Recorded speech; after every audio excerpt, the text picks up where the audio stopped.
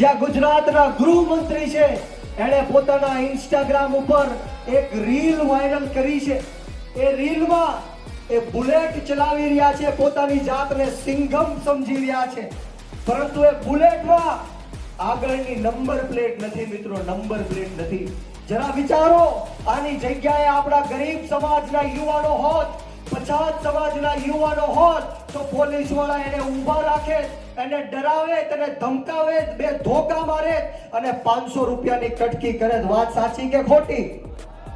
પરંતુ આ ગુજરાતના ગૃહમંત્રી હર્ષ સંઘવી જે બુલેટ ઉપર સિંઘમની જેમ નીકળે છે, એની બાઇકમાં નંબર પ્લેટ નથી, છતાં પણ આ સરકાર એની ઉપર કાર્યવાહી નહીં કરે।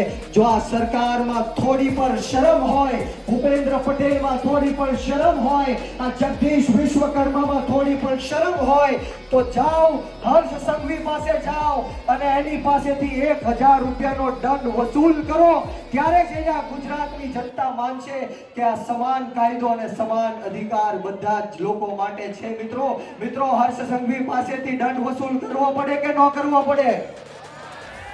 આપણા નાના અને દબાયેલા લોકોને દબાવવાનું કામ થાય છે, ગરીબ લોકોને ગરીબ રાખવાનું કામ આ સરકાર કરે છે, પછાત લોકોને પછાત રાખવાનું કામ આ સરકાર કરે છે। ઝાડુ પર બટન દબાવો, આમ આદમી પાર્ટીને જીતાડો।